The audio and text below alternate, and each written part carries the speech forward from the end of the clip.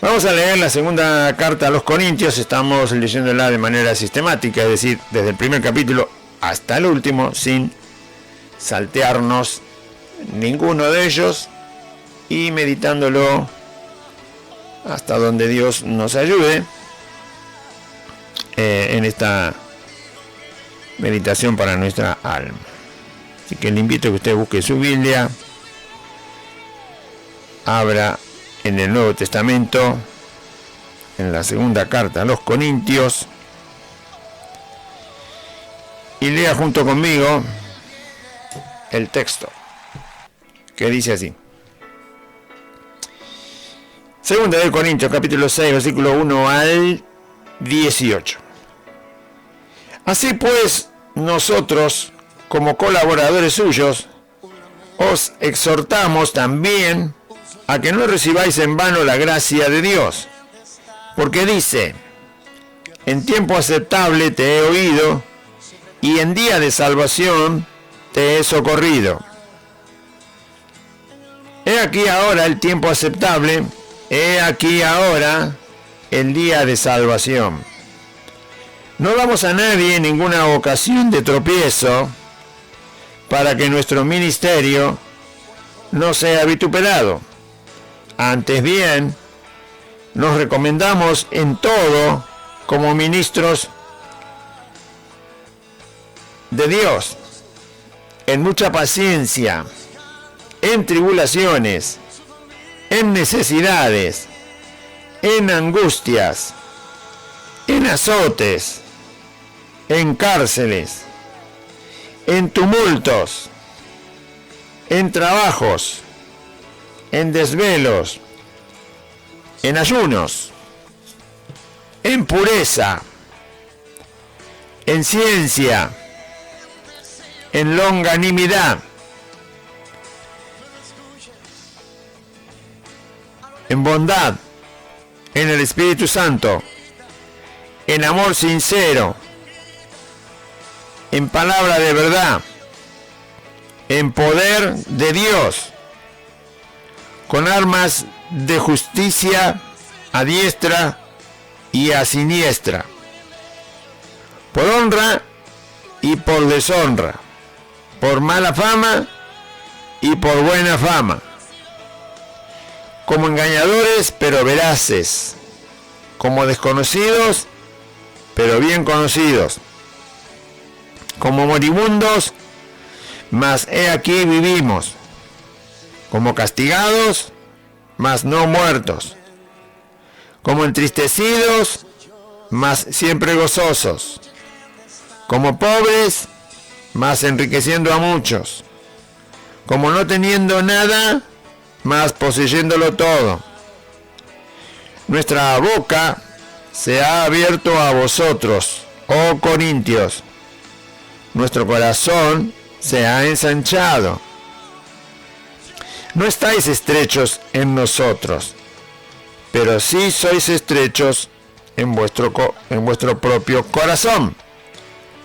Pues para corresponder del mismo modo, como a hijos hablo, ensanchaos también vosotros. No os unáis en yugo desigual con los incrédulos, porque ¿qué compañerismo tiene la justicia con la injusticia? ¿Y qué comunión la luz con las tinieblas? ¿Y qué concordia Cristo con Belial? ¿O qué parte el creyente con el incrédulo? ¿Y qué acuerdo hay entre el templo de Dios y los ídolos? Porque vosotros sois el templo del Dios viviente. Como Dios dijo: habitaré y andaré entre ellos, y seré su Dios, y ellos serán mi pueblo. Por lo cual, salid de en medio de ellos, y apartaos, dice el Señor, y no toquéis lo inmundo, y yo os recibiré, y seré para vosotros por padre, y vosotros me seréis hijos e hijas, dice el Señor Todopoderoso. Muy bien, ese es 2 de Corintios, capítulo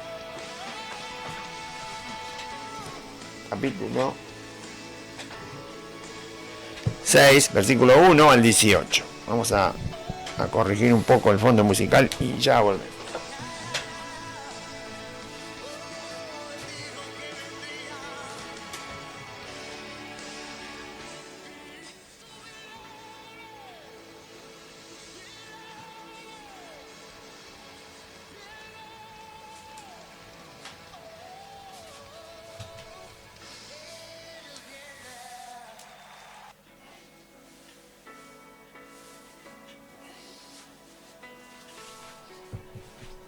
Muy bien. Muy bien, aquí estamos otra vez. Bueno, ese es el capítulo 6 de la segunda carta a los Corintios. Pablo le escribió a los Corintios por problemas que había en la congregación y por preguntas que tenían, porque no sabían la respuesta a ciertos temas. Así que en la primera carta Pablo ayuda a los corintios, llamándoles la atención, exhortándoles, reprendiéndolos, corrigiéndolos, reprendiéndolos también, y enseñándoles ciertos puntos que no habían quedado claros. Envía la carta con hermanos en los cuales se podía confiar que iban a llevar la carta, la iban a leer. Timoteo iba a ir también a Corintio para ayudar a que entendieran la carta, y después los corintios le responden a Pablo y envían hermanos también con la respuesta a la primera carta. Así que Pablo escribe sabiendo cuál fue el resultado de haber recibido los corintios todas las enseñanzas y todas las recomendaciones que Pablo hizo para corregir todos los problemas que había en Corintio. Así que, sabiendo Pablo cómo fue el resultado, escribe la segunda carta, que es esta que estamos leyendo. Y en la segunda carta también el apóstol Pablo sigue corrigiendo deficiencias que hay en cuanto a lo que los corintios saben del Evangelio, pero se han dejado influenciar por personas que se introdujeron al Evangelio o aceptaron enseñanzas que no son del Evangelio. Y Pablo sigue hablando de todos esos temas para poder seguir edificando la vida de los hermanos en Corintio, para no dejarlos sin una enseñanza verdadera, porque como no podía viajar él, tenía que esperar a terminar toda la tarea que estaba haciendo en la zona de la ciudad de Éfeso. Así que envía la primera carta, recibe la respuesta a la primera carta, envía la segunda, y aquí estamos escuchando qué le dijo a los corintios el apóstol Pablo. Los corintios estaban un poco confundidos también en cuanto a qué era un verdadero ministro del Evangelio, qué cosas deberían pasar en la vida de alguien que de alguien que ha traído este mensaje. Los corintios no habían escuchado nunca acerca del único Dios verdadero y de Jesucristo su Hijo, porque eran paganos, porque eran idólatras, porque tenían sus propias creencias, y por supuesto cuando se encontraron con la verdad, se encontraron con Dios, con el Hijo de Dios Jesucristo.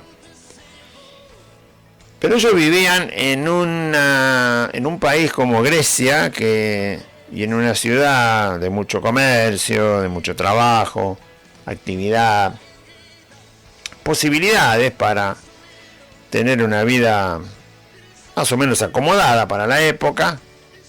No todos, por supuesto, había gente pobre como en todos lados, pero como si yo le preguntara a usted hoy en día, dígame, no sé, 10 cosas, 20 cosas que le gustaría tener para usted decir, bueno, vivo tranquilo, vivo bien,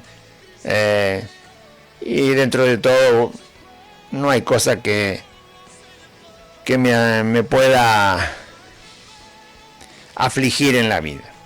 Entonces usted empezaría a nombrar, no sé, bueno, tener mi casa, una casa propia para no alquilar, me gustaría tener que esa casa esté terminada, toda amueblada, suficientemente espaciosa para lo que es mi familia.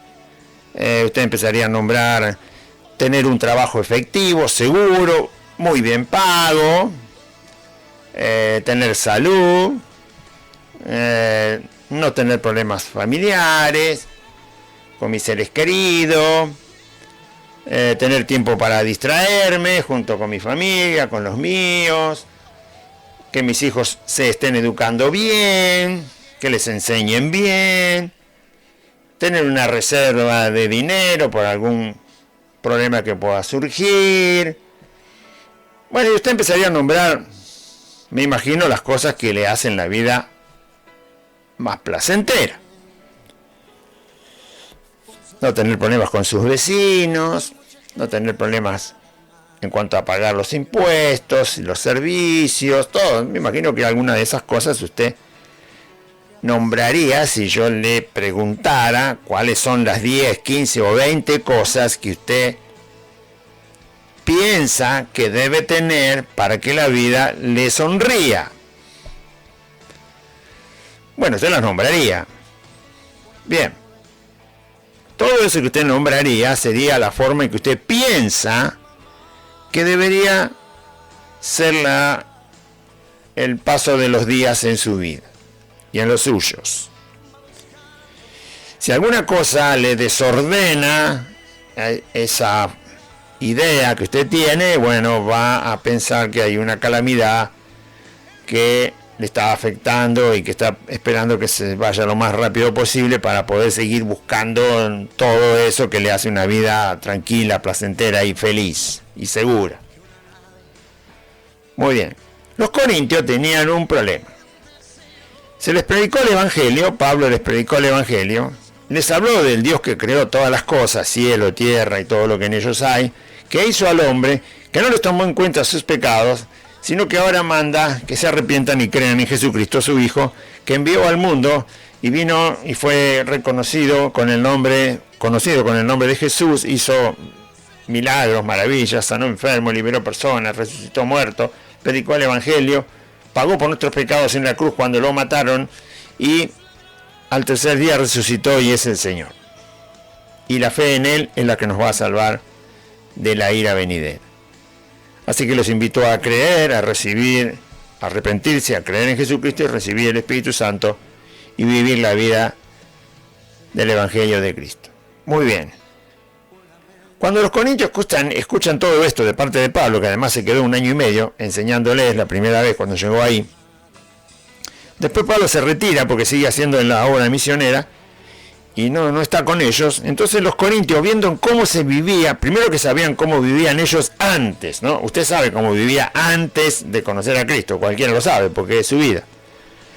También sabía qué anhelaba, qué esperaba usted de la vida antes de conocer a Cristo. Muy bien, todo eso usted lo sabía. Y también sabía usted cómo vivían los demás, por lo menos los que estaban cerca suyo, alrededor suyo, conocido suyo, y lo que se puede ver del resto de las personas, hasta donde uno puede ver cómo vive el resto de las personas.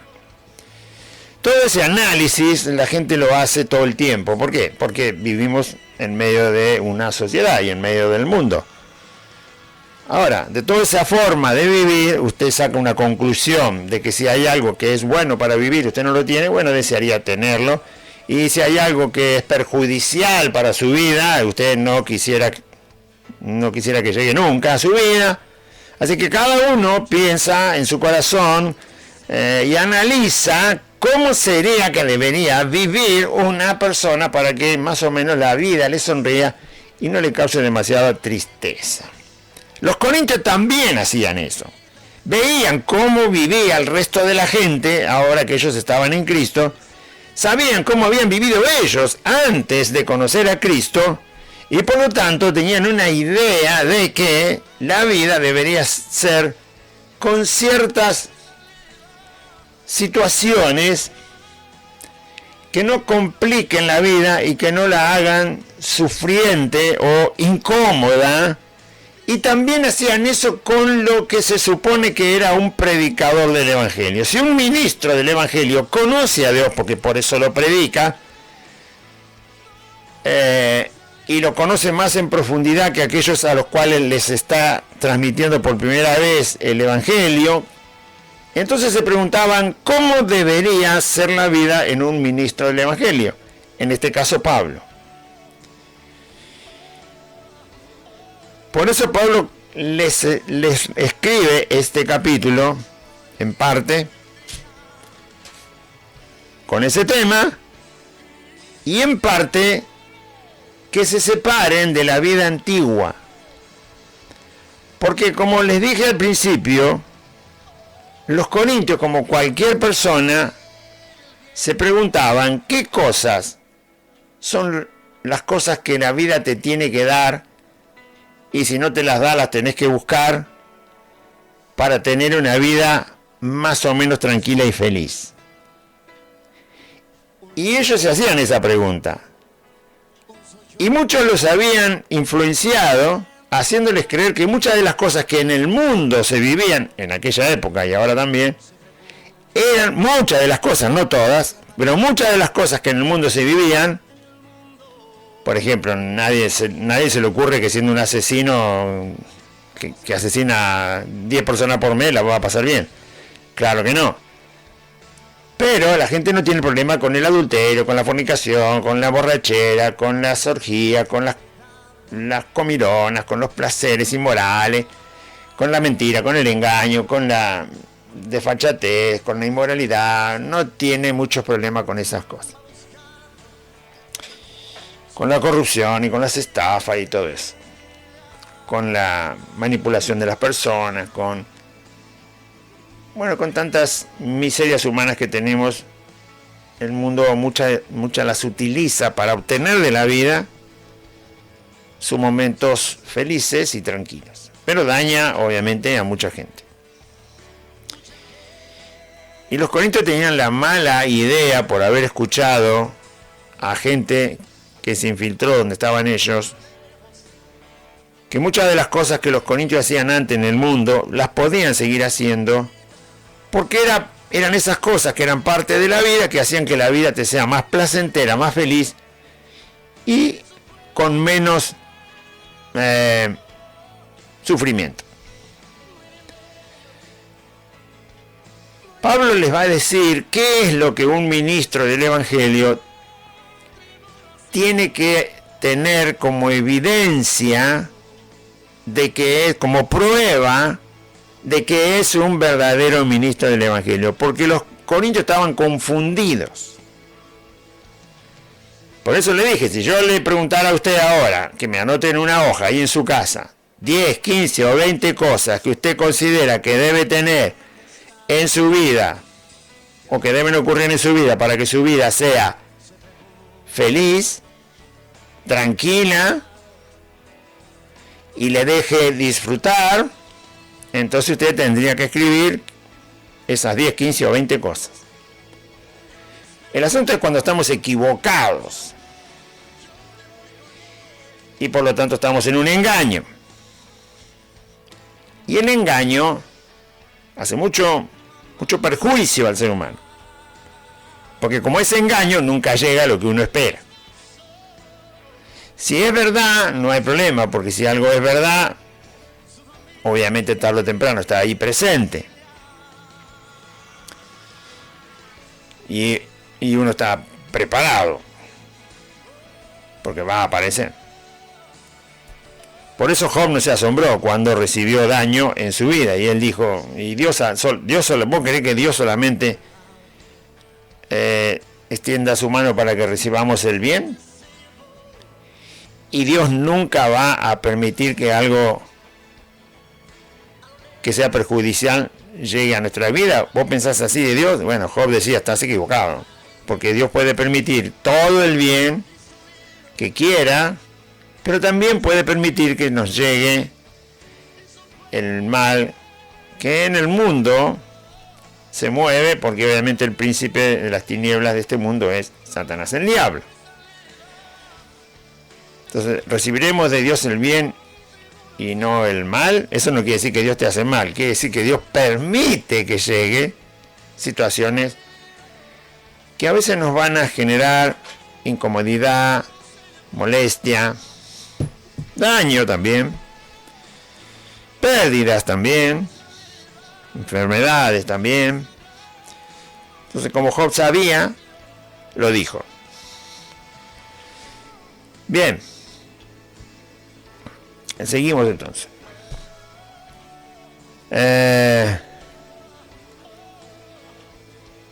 Así que Pablo le va a decir lo que un verdadero ministro del Evangelio tiene que evidenciar, tiene que tener como prueba de que es un verdadero ministro. ¿Qué cosas en la vida le van a pasar? ¿Cómo va a responder? Y eso va a dar prueba de que es una persona que verdaderamente conoce a Dios, conoce a Cristo, y por lo tanto, como es un predicador del Evangelio, eso es lo que hace. Y no extraña que le pasen cosas. Muy bien.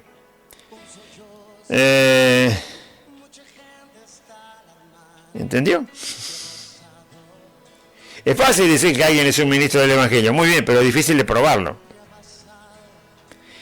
Es más difícil tener las evidencias de que es un verdadero ministro. Pero si nos dicen cuáles son las evidencias, cuáles son las pruebas, o cuáles cosas prueban que alguien es un verdadero ministro del Evangelio, y después también la vida separada de lo que antes era la vida de cualquier persona, como vivíamos en el mundo, entonces la cosa se hace más sencilla.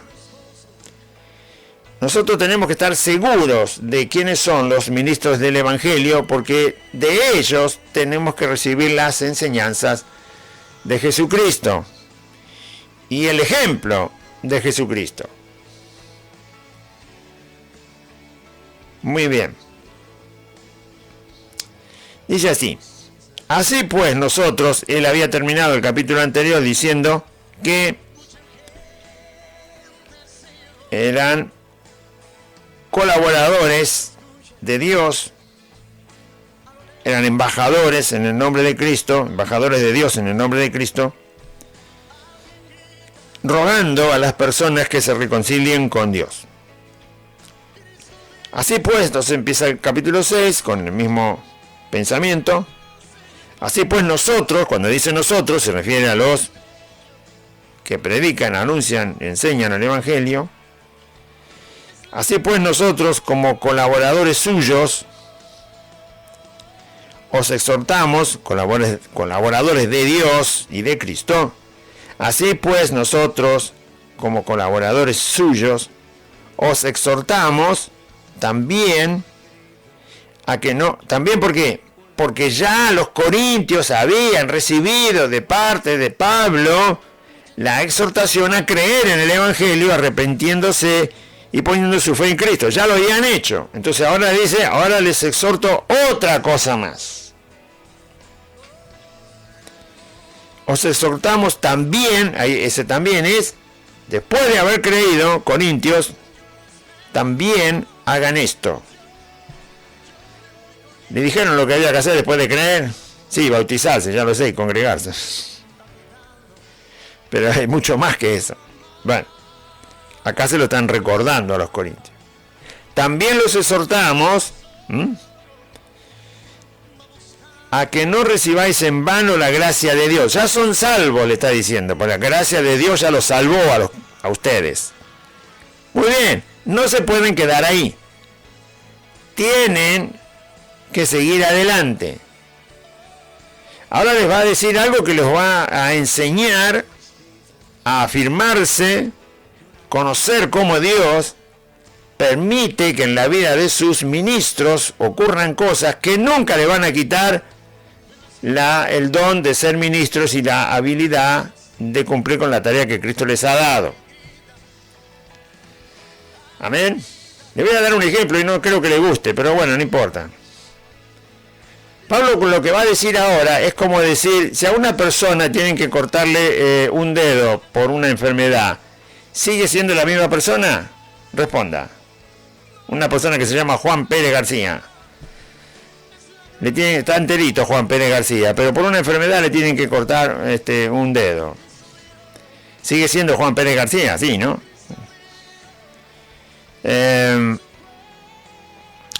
Y si otro día le tienen que sacar un riñón porque no le funciona y se tiene que quedar con un riñón solo, ¿sigue siendo Juan Pérez García? Y me imagino que va a responder que sí, ¿no? Bueno, un día pierde el trabajo. ¿Sigue siendo Juan Pérez García? Sí. Me imagino que sí, ¿no? Otro día consigue un trabajo. ¿Y sigue siendo Juan Pérez García? Sí, sigue siendo Juan Pérez García.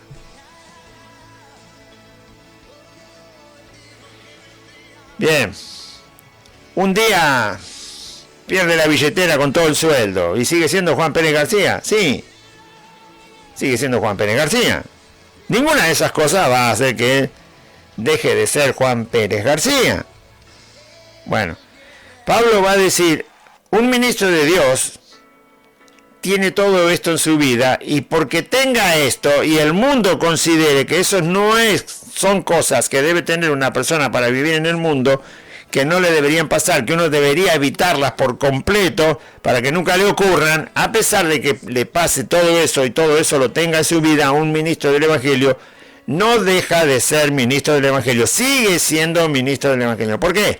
Porque no hay una regla absoluta de cómo debe ser la vida que le toque vivir a un ministro del Evangelio. No hay una regla escrita de que le debe pasar esto, y nunca le debe pasar otra cosa. No existe eso. Es como la vida, si quiere compararla con la vida común. Cada uno de nosotros nació con un padre, una madre, un nombre, un apellido, y la vida de todos nosotros no ha sido exactamente la misma. Yo me crié en un tipo de barrio, usted se crió en otro. Yo fui a una escuela, usted fue a otra. A mí me enseñó un maestro, una maestra, a usted le enseñó otro. Yo tuve ciertos amigos, usted tuvo otros. Yo jugaba con ciertos juguetes y usted jugó con otros. Yo tuve acceso a quizás pocas cosas, o no muchas cosas, y usted tuvo acceso a otras cosas, quizás pocas, quizás muchas, no lo sé. Y sin embargo, somos personas. No tuvimos exactamente el mismo vivir. Es imposible. Ni siquiera los hermanos en una misma familia tienen el mismo vivir. Y sin embargo, todos son personas. No dejan de ser personas por eso. Entonces, ¿por qué a mí me va a hacer más persona o menos persona según lo que yo logre en la vida, tenga o cómo la gente me vea? Bueno, ese pensamiento está equivocado. Y en el Evangelio, y solo en el Evangelio, uno sabe la respuesta.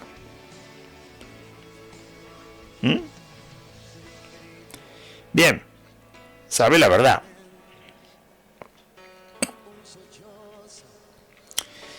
Dice, así pues nosotros como colaboradores suyos os exhortamos también a que no recibáis en vano la gracia de Dios. Así que uno es salvo, perdonado por Dios, se arrepiente, Dios le perdona sus pecados por la sangre de Cristo, le da el Espíritu Santo, lo hace nacer de nuevo, es nueva criatura, está bautizado, ahora está congregado, y de ahí en adelante Pablo le dice, bueno, ahora que la gracia de Dios llegó a su vida porque son perdonados por la fe en Cristo, sigan adelante, no se queden ahí parados.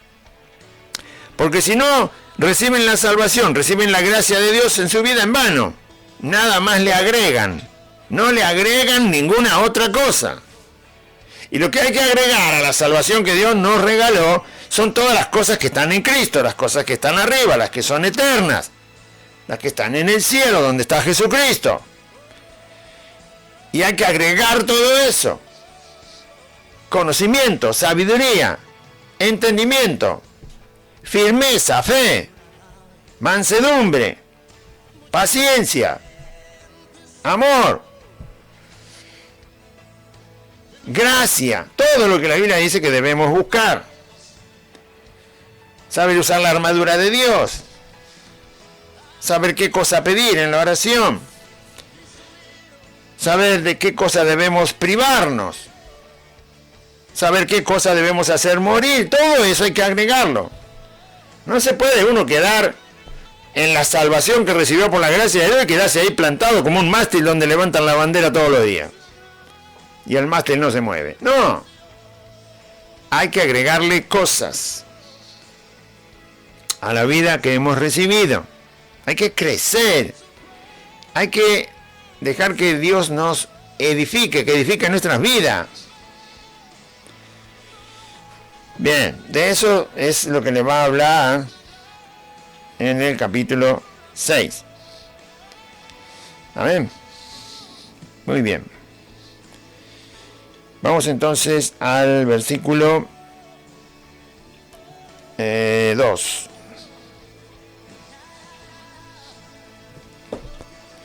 Dice, porque dice,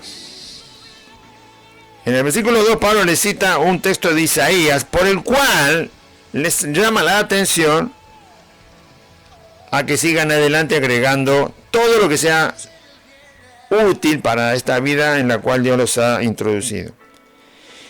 Isaías 49, verso 8 dice, Dios nos dice a nosotros, en tiempo aceptable te he oído. Dios nos escuchó cuando hubo verdadero arrepentimiento en nuestro corazón.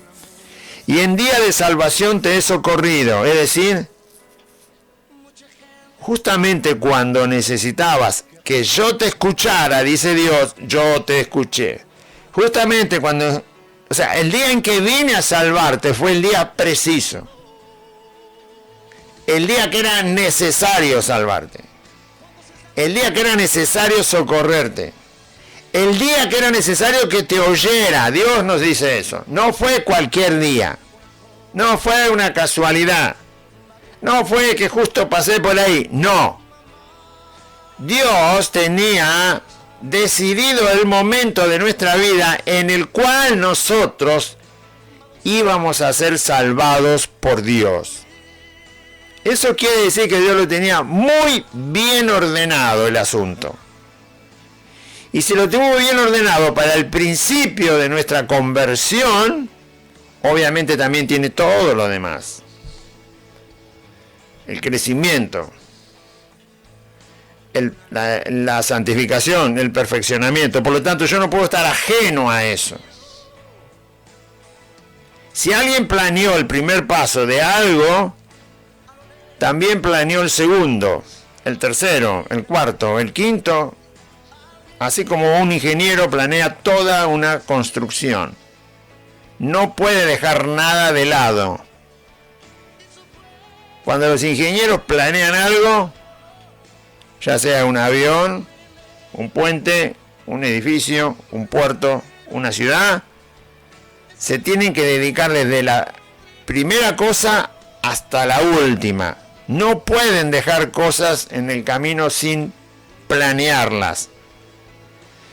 Y Dios dice, el día que te socorrí, era el día preciso en que había que socorrerte. Yo lo tenía marcado. Yo lo tenía decidido, te dice Dios. El día de tu salvación, yo lo elegí. Y si Dios eligió el primer punto en el cual nosotros recibimos la gracia de Dios, también decidió el segundo, pasó el tercero, el cuarto, el quinto, hasta terminar con la obra que tiene que hacer en nosotros. Cuando Dios te dice eso, entonces te das cuenta que si vos no querés en tu vida, después de ser salvo, agregar las cosas que Dios tiene, estás siendo contrario a Dios. Estás siendo rebelde.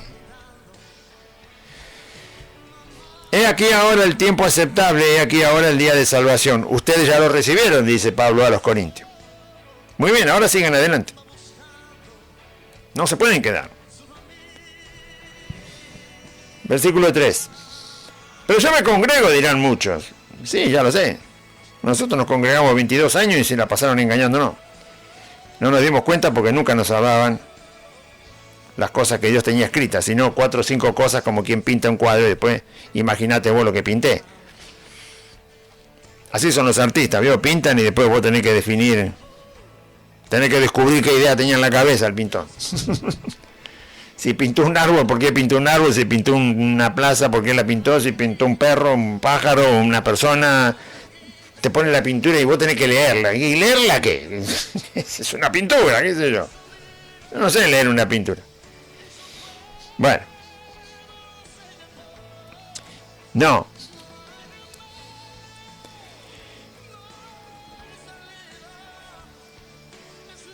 No, 4 o 5 cosas y así no tenían 22 años. 2 o 3 cositas y siempre las mismas 2 o 3 cositas, no cambiaban. No, y el resto de la escritura, para que yo me enterara de que Dios escogió específicamente el día de mi salvación, que no fue casualidad, que no dependió de que los hombres, las mujeres de este mundo se cruzaron. Sí, Dios usó hombres y mujeres, niños puede usar, adolescentes, jóvenes, quien sea, anciano. Una burra también puede usar. Pero el caso es que Dios lo tenía específicamente, el punto donde empezaba mi vida en Cristo. Y tiene todo lo demás. Si usted no se interesa por eso en su vida cristiana, entonces está siendo rebelde a Dios. Está resistiendo a algo que Dios determinó hacer. Y si la persona resiste crecer en la gracia del Señor, después va a tener, no se preocupe que Dios sabe muy bien cómo las cosas empiezan y terminan.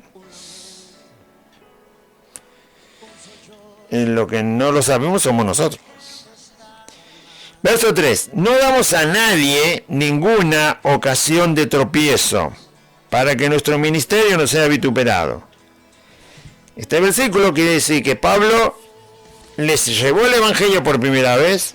Ustedes ya recibieron el día de la salvación, el día del socorro, como dice ahí, en Isaías.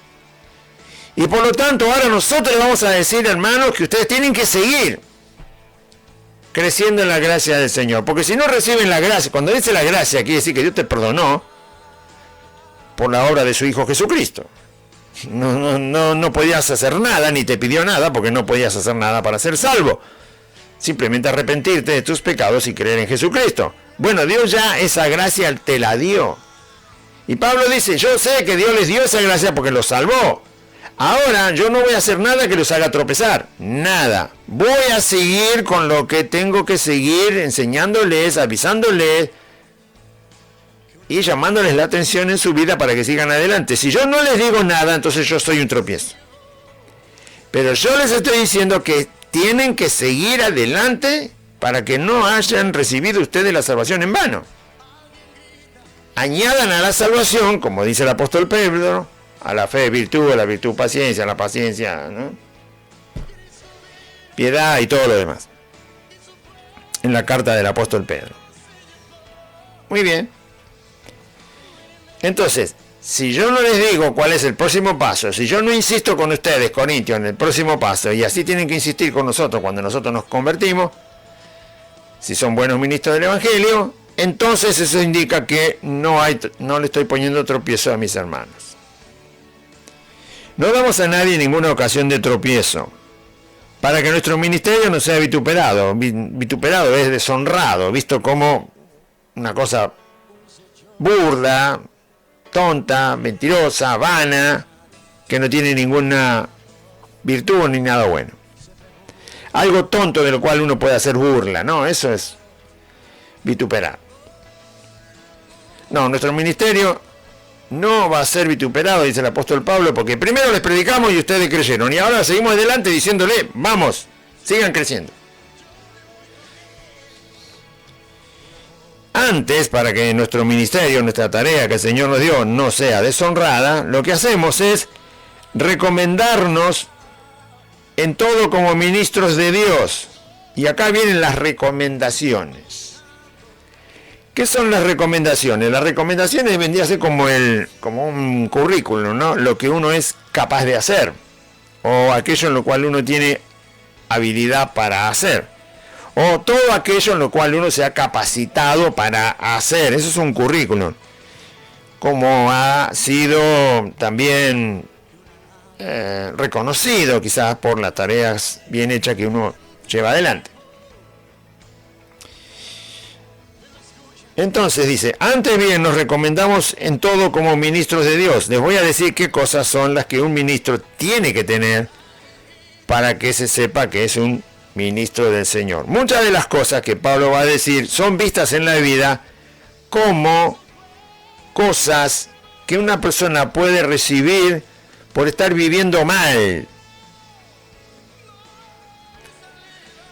Muchas de las cosas que el apóstol Pablo va a decir que él tiene en su vida son cosas que en el mundo la gente considera que llegan a la vida de una persona cualquiera porque la persona está haciendo las cosas mal en su vida y por eso tiene el resultado ese.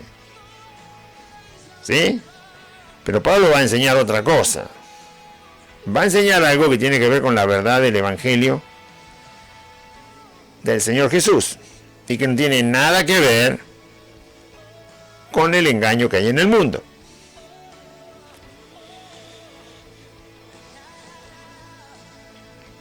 Antes bien, dice, nos recomendamos en todo como ministro de Dios él va a enumerar un montón de cosas que están en su vida. Mucha paciencia. Él es un ministro de Dios y dice, un ministro de Dios tiene que tener mucha paciencia. Sepan que si ustedes escuchan a alguien decir que es un ministro de Dios y no tiene mucha paciencia, entonces duden de esa persona. Mucha paciencia. Para saber si una persona tiene mucha paciencia, la persona tiene que atravesar muchas tribulaciones para ver si la soporta.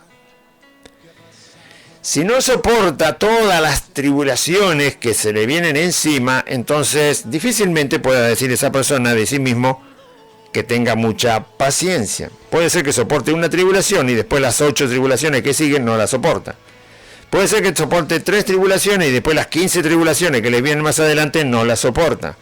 Entonces, ¿cuándo tiene alguien mucha paciencia? Cuando soporta todas las tribulaciones que le aparecen en su vida. Todas. Por eso puede decir que tiene mucha paciencia. En tribulaciones, justamente ahí está el complemento de lo que está diciendo. Mucha paciencia en tribulaciones. Porque cuando todo va bien, nadie necesita paciencia. ¿Para qué? ¿Ah? La paciencia es cuando las cosas son complicadas, adversas, perjudiciales, dañinas hacia una persona, y la persona entonces necesita paciencia. También nos recomendamos en necesidades, es decir, nos faltan cosas. La necesidad es lo que uno no tiene. O sea, lo estaría necesitando, pero no lo obtiene. Cuando uno, por ejemplo, si hace mucho frío en el invierno, uno tiene la necesidad de abrigo. Pero si no tiene suficiente abrigo, entonces está en necesidad. Le falta algo que está necesitando. Si una persona, por ejemplo, como está pasando en la Argentina, no come mínimamente bien, una vez por día, bien comido, no 4 galletitas de agua, sino bien comido, si por lo menos no come una vez bien por día, está en una necesidad. Si come cada día por medio y come mal, entonces esa persona está en una necesidad. Si una persona no tiene trabajo para ganarse el pan de cada día, porque de esa manera dijo el Señor que nos íbamos a sustentar con el trabajo de nuestras manos, entonces está en una necesidad, porque no tiene manera de proveerse de lo que necesita. Y quizás trabaja, pero no le alcanza ni siquiera para el 10% de lo que necesita, también está en una necesidad. Bueno. Pablo dice que un ministro de Dios puede recomendarse en que él está en necesidades. Muchas veces, o sea, no tiene todo lo que necesita. Y eso es una cosa que la gente no quiere en el mundo. En ningún lugar del mundo la gente quiere vivir sin poder tener lo que por lo menos la persona considera que necesita. Casa, si es casa propia mejor. Una bicicleta, aunque sea, no digo tener un auto 0 kilómetros, ¿no? La casa, algunos muebles mínimos necesarios para dormir, poder viajar y moverse para trabajar, tener el trabajo, que alcance la plata, salud, y si la salud no está tan bien, donde poder atenderse. Bueno, educación para sus hijos, salud para sus hijos, los servicios básicos, la luz, el agua, el gas, ¿no? Pero cuando uno no tiene todo lo que necesita, entonces uno está en necesidad. Bien, un ministro de Dios puede vivir en necesidad, es decir, sin tener todo lo que mínimamente se necesita. Puede tener la mitad de lo que mínimamente se necesita, puede tener un 20% de lo que mínimamente se necesita, y por lo tanto puede vivir siempre en necesidad. Es decir, con menos cosas de las que se necesitan. Así puede vivir un ministro de Dios. Es absolutamente normal que así le ocurra. Por lo tanto, si le ocurre a un ministro del Evangelio, si usted es un ministro del Evangelio que me está escuchando, y vive, no es que vive ahora 5 años con pocas cositas, después Dios lo bendice y ya tiene de sobra. No estoy hablando de eso. Estoy hablando de todo el tiempo. Todo el tiempo que le toque vivir y trabajar para Cristo. Si usted es ministro del Evangelio, y usted quizás está escuchando, no es un ministro, es alguien que está en una congregación, sepa cómo tiene que ser un ministro. Ha de poder vivir en necesidades, es decir, no tener siempre todo lo que necesita. Pablo dice, nos recomendamos en necesidades, no tenemos todo lo que mínimamente se necesita.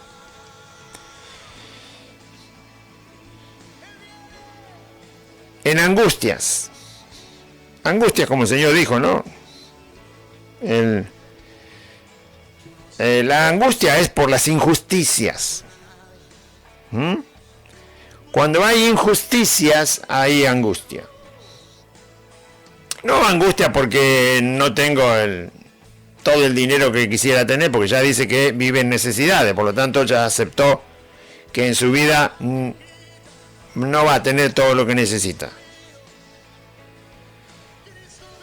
Entonces, no está hablando de la angustia por no tener, porque ya lo dijo antes, que sí puede vivir sin tener todo lo que necesita, así que no está hablando de angustia por no tener cosas, sino más bien por las injusticias humanas, anunciar el Evangelio, por ejemplo, y ver con tristeza que la gente no entrega su corazón a Cristo, y saber, por supuesto, como es ministro, sabe cuáles son las consecuencias de que una persona no acepte la gracia de Dios para ser perdonado, sino que escucha el Evangelio y no lo quiere.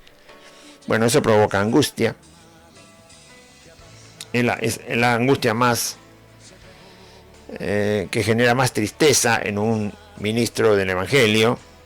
No porque él quiere que la gente se convierta cuando él predica, no es por ese deseo, sino porque cualquiera que anuncie el Evangelio a una persona y la persona abiertamente, conscientemente lo rechaza, uno que ya tiene a Cristo sabe cómo esa persona va a sufrir por no tener a Cristo.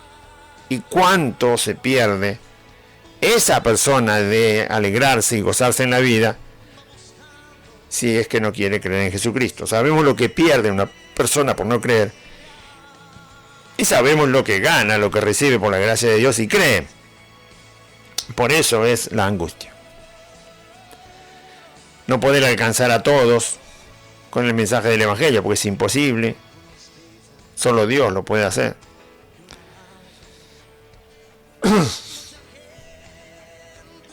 En angustia, es decir, cosas injustas que ocurren alrededor del ministro de Dios, no está pensando en que le perjudican a él, sino más bien todo lo contrario, le perjudican a la gente. Por ejemplo, con todos estos falsos predicadores que han engañado a millones con un evangelio falso, a nosotros ahora que a partir del año 2005 Dios nos abrió los ojos, antes no lo sabíamos, 2005, 2006, 2007, ahí fue cuando Dios nos abrió los ojos para darnos cuenta de este falso evangelio, totalmente falso, y catalogarlo y definirlo como falso. Y bueno, todo eso provoca angustia.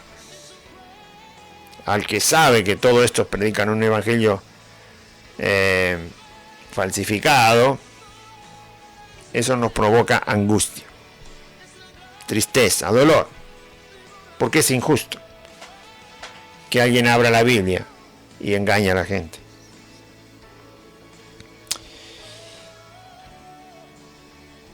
Nos recomendamos en paciencia, en tribulaciones, en necesidades, en angustias. Nos recomendamos en azotes, es decir, personas, en el caso de Pablo y todos los apóstoles fueron azotados, algunos más, otros menos. Es decir, el castigo físico, ¿no? El azote es un castigo físico directo, porque son latigazos. Y Pablo dice que como ministro de Dios, él se recomendaba en eso, es decir, poder soportar el flagelo físico, las lastimaduras físicas, por tener que llevar el mensaje de Cristo. Es decir, aceptamos que eso ocurra en nuestras vidas por una simple razón. Cristo, el Hijo de Dios, fue azotado por traer la verdad al mundo. Y si uno sigue a Cristo y si uno predica a Cristo, no puede pretender que nunca le pase algo, no digo lo mismo, pero algo parecido. El flagelo físico, el recibir daño físico por causa de ser de Cristo. Algunos no quieren ni siquiera que le toquen una uña y se dicen ser ministros del Evangelio. Tienen guardaespaldas, tiene gente que los rodea para que nadie los moleste. A veces ni siquiera se los puede saludar. Bueno, esos no son ministros. Ni siquiera hablar se puede a veces con ellos, porque tienen un grupo que va a tratar de que nadie los moleste. Parecen un gato dormido, ¿no? No lo vayas a despertar. Bueno, los azotes indican que un verdadero ministro del Evangelio se recomienda en esto, es decir, está preparado para recibir un flagelo en el cuerpo, sea cual fuere. En cárceles, nos recomendamos en cárceles, también pasó por prisión. Otra vez, ¿por qué? Por una simple razón. Cristo pasó por la prisión. Y si nosotros somos seguidores de Cristo, discípulos de Cristo, y más aún los que son predicadores, ministros del Evangelio de Cristo, tienen que estar preparados, por eso dice nos recomendamos porque pasamos por cárcel, tenemos la capacidad de estar en cárcel siendo inocentes y no teniendo nada que nos cargue culpa, solo por predicar el Evangelio. La cárcel es la pérdida de la libertad ambulatoria, ¿no? Uno no puede ir a donde quiere, no puede andar por donde quiere, no puede viajar, no puede moverse, porque está en la cárcel. Así que un ministro del Evangelio tiene que estar dispuesto a perder su libertad de moverse, la libre disponibilidad de su tiempo y de su deseo en cuanto a dónde quiere ir y dónde quiere estar. A veces no es que uno va a perder la libertad de ir a donde quiere simplemente porque está preso en un calabozo por predicar el Evangelio, sino porque las situaciones lo van a generar. No sé, a lo mejor estás estás viajando en algún tipo de transporte y el transporte, ya sea tu auto, tu moto, el tren, el colectivo o un avión que no salió, o sea, estás imposibilitado de seguir adelante con tu libertad de movimiento porque algo se truncó. La cárcel, por supuesto, es lo más extremo, estás encerrado. Pero a veces puede ser otra cosa, que limite al ministro del Evangelio y haga que se tenga que quedar quieto y no poder seguir adelante y tener que esperar. Bueno, tiene que estar capacitado para eso.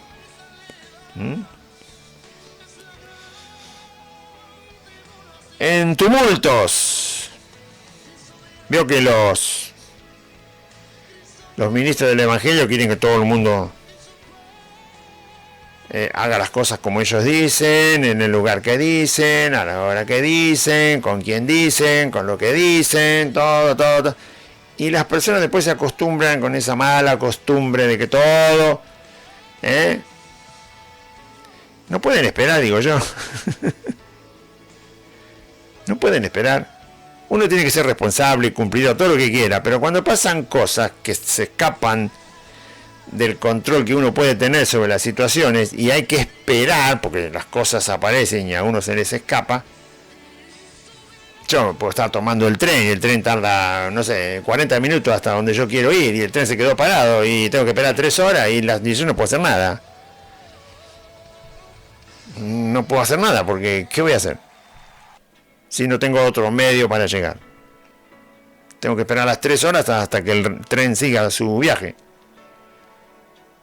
Es un ejemplo, cualquier cosa, qué sé yo, ¿no? O un colectivo, o tu auto, o tu bicicleta, o tu moto. La espera, o sea, no poder moverse, no poder avanzar como uno había tratado de avanzar o de hacer algo.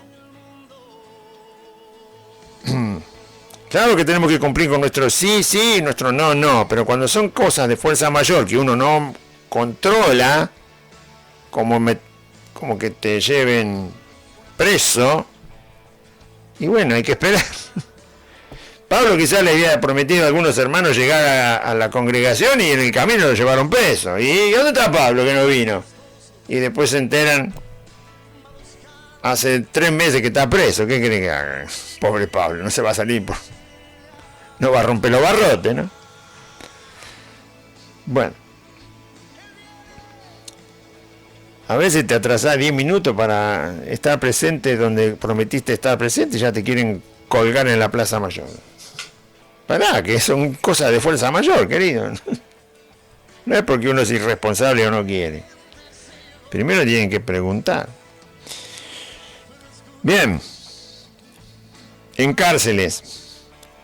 En tumultos cuando toda la gente se alborota para mal, no para festejar el cumpleaños de Caperucita Roja, sino que se alborota para mal, tiene malos pensamientos, decisiones infladas en la violencia y puede ocurrir cualquier cosa. O sea, tener mucha gente que está enojada con uno es un tumulto. Porque si te están aplaudiendo y tirando flores, no hay problema. Esa multitud, pero cuando esa multitud está enojada con tu persona, eso es un tumulto. Y se enojan entre ellos y se enojan con otros, y bueno, toda una violencia que se puede desatar en una cierta cantidad bastante grande de personas. En una reunión, puede ser bajo techo o al aire libre. Tumultos. No es lindo tener a la gente en contra, tener la multitud en contra. Ahora, tener la multitud a favor está todo bien. Pero tenerla en contra y con pensamientos violentos para destrucción de tu vida, eso es un tumulto. Bueno, estar en una situación así no es sencilla.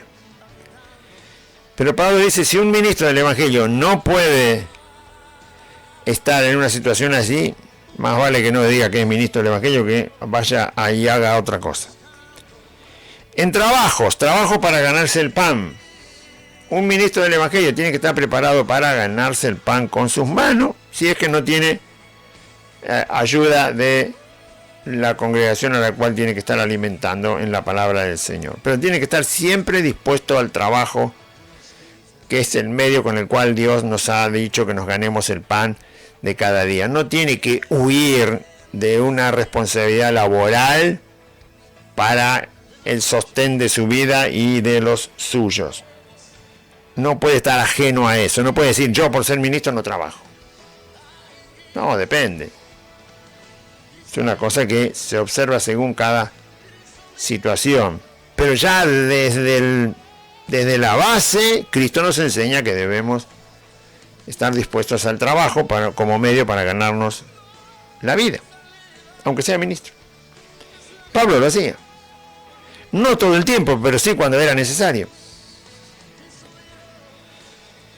En trabajos, en desvelos. Bueno, estos desvelos no hace falta que lo explique. Un ministro del Evangelio tiene que dormir poco.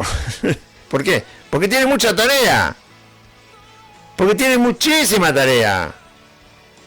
Tiene que leer la Biblia, tiene que escudriñarla, tiene que hacer notas, tiene que prepararse para dar las enseñanzas a sus hermanos, tiene que crecer él, tiene que edificar su vida, tiene que afirmarse, tiene que dejar que Dios lo perfeccione, lo santifique, y no puede hacer eso si desperdicia el tiempo. No puede hacer eso si desperdicia el tiempo. Una de las formas de no desperdiciar el tiempo es que a veces uno, no siempre, porque si uno no duerme va a terminar con el cerebro en cortocircuito, pero se le pueden quitar horas al sueño cuando uno está suficientemente descansado. Por ejemplo, si uno duerme muy bien, muchos días, un día o dos, un día puede no dormir, o día por medio puede no dormir, o puede quitarle horas al sueño. En vez de dormir, si dormís todos los días 8 horas, que durante 15 días duerma 5 horas, no es nada. Y quizás un día no dormís directamente, pero si no dormís o le quitas horas al sueño, estoy hablando de un ministro de Dios, eso le da tiempo para hacer otras cosas que tienen que ver con su tarea de ser ministro de Dios, y principalmente leer las Escrituras, meditar en ellas, enseñar a los creyentes, si es que hay muchos creyentes a los cuales tiene que cuidar. En desvelos, en ayunos, es lo mismo, pero en vez de quitarle horas al sueño, es quitarle comida al estómago. Un ministro de Dios no puede ser un glotón. Pero de Cristo decían que andaba comiendo todo el día. Te puedo asegurar que si Cristo comía, no paraba. Cristo predicó todo el tiempo. Cuando uno mira la vida de Cristo, la tiene que mirar como está en la Biblia. Sí, Jesús le decían que era un comilón porque se sentaba a comer donde le invitaban. Pero después trabajaba todo el día. Todo el día, 20 horas por día. Jesús dormía muy poco. Muy poco dormía. Lo dicen los evangelios, que muy temprano, antes que saliera el sol, Jesús ya se había ido de donde estaba durmiendo. Si dormía ahí en el Monte de los Olivos, ya se había levantado. Antes que salga el sol, ¿dónde estaba? Por allá, por un lugar solo, orando. Y si estaba en la casa de Pedro, tiene el pasaje bíblico que está ahí en los evangelios. Antes que cualquiera se levantara, él ya se había levantado, y cuando lo buscaron en la casa de Pedro no estaba. ¿Dónde estaba el Señor? ¿No se había acostado acá a dormir? No está mal, lo tuvieron que ir a buscar allá, quizá 1 kilómetro, en un lugar solo, tranquilo, orando. Dormía poco el Señor Jesús. Y si vos lo veías comiendo, te puedo asegurar que después todo el resto del día se la pasaba predicando y enseñando y sanando a la gente. El Señor andaba todo el tiempo. Lo dicen los evangelios. Los discípulos que Él escogió para que estuvieran con Él anduvieron todo el tiempo entrando y saliendo a donde Jesús iba. Todo el tiempo estaba. Por eso se caían de sueño los discípulos. Muchas veces. Porque no estaban acostumbrados a tanta tarea. Dice que no tenían tiempo a veces de comer pan. En todo un día. Supongamos que esto dormía 4 horas, 5 horas. Y bueno, casi tenía 20 horas de actividad. 20 horas. Enseñando el Evangelio. Y si después lo ves comiendo un día, así que era un comilón. Un glotón. Comía y después no paraba. Y a veces ni comían. No lo podés juzgar porque la Biblia dice que lo llamaban comilón y bebedor de vino. No era que Jesús comía todos los días un banquete. 2 veces por día, 3 veces por día. Todos los días. No, no era así él. Él comía cuando le invitaban y si no, Dios sabe cómo se habrá alimentado. En ayunos, hay que saber decirle que no al estómago y aprovechar más el tiempo y los recursos también. Justamente el ayuno te ayuda a ahorrar tiempo. No tenés que preparar tantas comidas por día, no tenés que preparar desayunos, meriendas y media merienda. Pureza. Pureza es la ausencia de la contaminación, y en este caso del mundo. En ciencia es conocimiento de la persona de Dios, de la palabra de Dios, del reino de Dios. Conocimiento del reino. Jesús dijo, no solo de pan vivirá el hombre, sino de toda palabra que sale de la boca de Dios. Buscad el reino de Dios y su justicia, las demás cosas serán añadidas. Muy bien.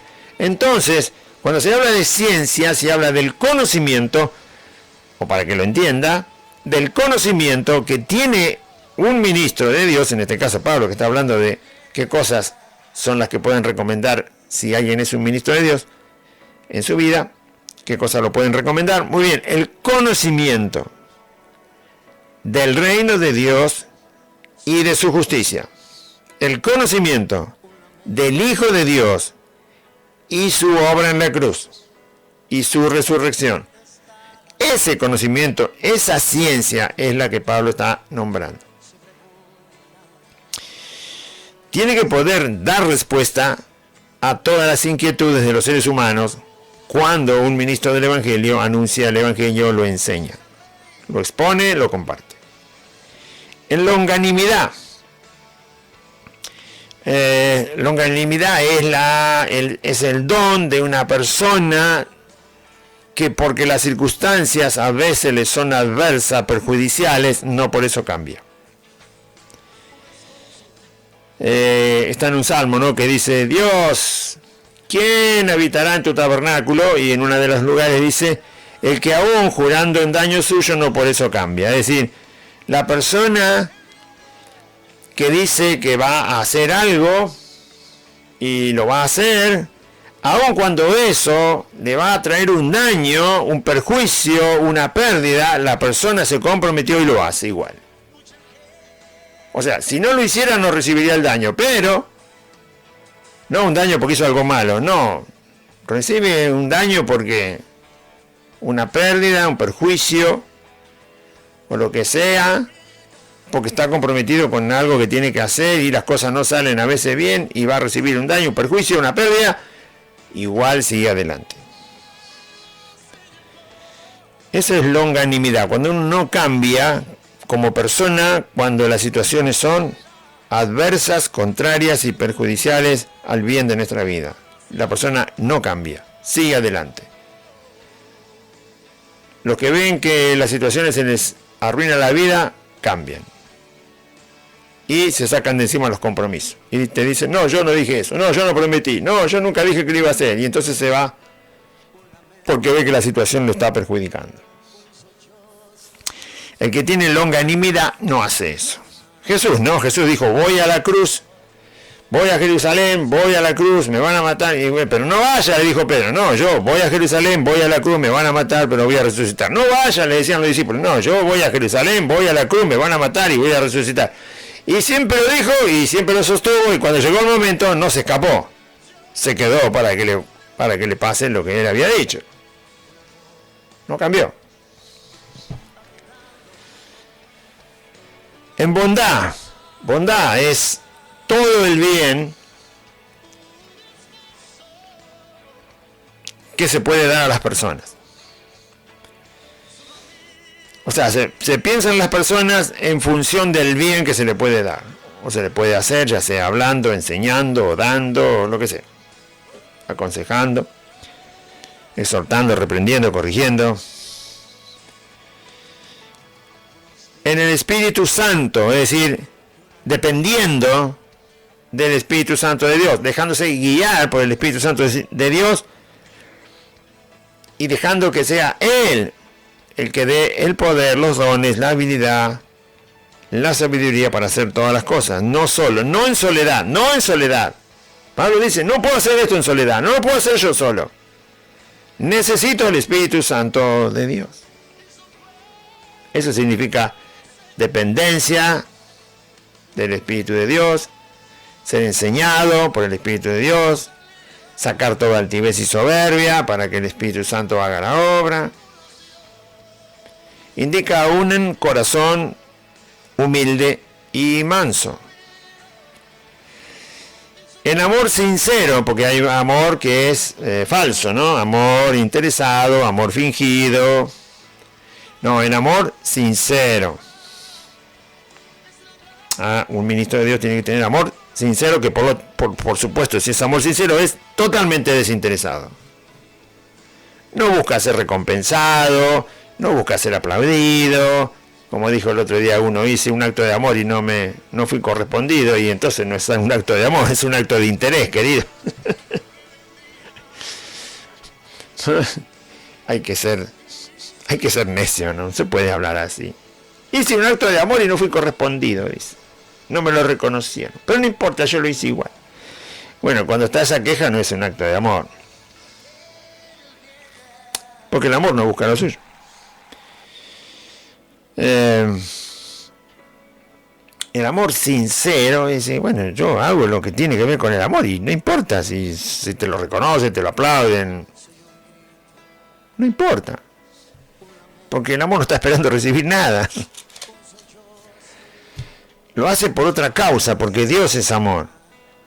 La gente del mundo nunca hace el amor, no hace una actitud de amor hacia otro, no tiene una acción de amor hacia otro sin esperar nada a cambio. Por lo menos quiere el reconocimiento. Pero eso es porque está fundado en sí mismo. Cuando el amor está fundado en Dios, entonces no se espera nada a cambio. Porque la fuente del amor es Dios, que es amor. Y como Dios no es interesado y la fuente del amor sincero es Dios mismo, entonces no se puede decir que uno ama y está esperando algo a cambio, por lo menos el reconocimiento. No, ni eso tenés que esperar. Porque si no, no es amor sincero. Porque lo que mueve al cristiano a tener amor sincero es Dios. Y Dios es amor.